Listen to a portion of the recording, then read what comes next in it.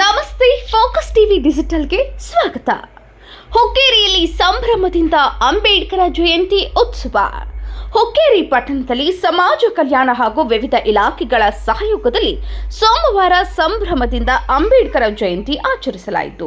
ಅಡವಿ ಸಿದ್ದೇಶ್ವರ ಮಠದಿಂದ ಆರಂಭವಾದ ಅಂಬೇಡ್ಕರ ಭಾವಚಿತ್ರದ ಮೆರವಣಿಗೆಗೆ ಪುರಸಭೆ ಅಧ್ಯಕ್ಷ ಇಮ್ರಾನ್ ಮೊಮೀನ್, ತಾಲೂಕು ಪಂಚಾಯಿತಿ ಇಒ ಟಿ.ಆರ್. ಮಲ್ಲಾಡದ್ ಚಾಲನೆ ನೀಡಿದರು. ಪ್ರಮುಖ ಬೀದಿಗಳಲ್ಲಿ ಸಂಚರಿಸಿದ ಮೆರವಣಿಗೆ ಕೋರ್ಟ್ ಸರ್ಕಲ್ನಲ್ಲಿ ಸಮಾವೇಶಗೊಂಡಿತು.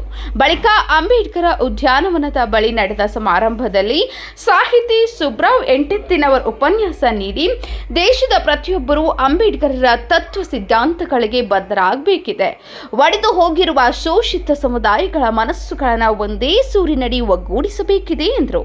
ನಿಡಸೂಸಿ ಸಿದ್ಧ ಸಂಸ್ಥಾನ ಮಠದ ನಿಜಲಿಂಗೇಶ್ವರ ಸ್ವಾಮೀಜಿ ಸಾನ್ನಿಧ್ಯ ವಹಿಸಿದರು. ತಹಸೀಲ್ದಾರ್ ಮಂಜುಳಾ ನಾಯಕ್ ಅಧ್ಯಕ್ಷತೆ ವಹಿಸಿದ್ರು. ಸಮಾಜ ಕಲ್ಯಾಣ ಇಲಾಖೆ ಸಹಾಯಕ ನಿರ್ದೇಶಕ ಎಚ್.ಎ. ಮಾಹುತ್ ಪ್ರಾಸ್ತಾವಿಕವಾಗಿ ಮಾತನಾಡಿದರು.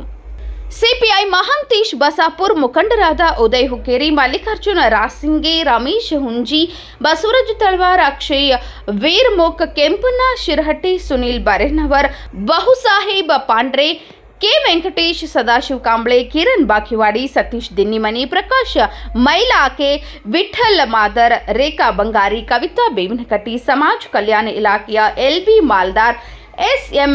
ಶೆಟ್ಟಿನವರ್, Shridhar Naduvinamani, Shabana Mulla, Rajashree Patil, N B. Holeyachi, M B. Kotabagi, M B. Kamble, S R. Mastiholi, Aruna Ingale, ಆರ್.ಎ.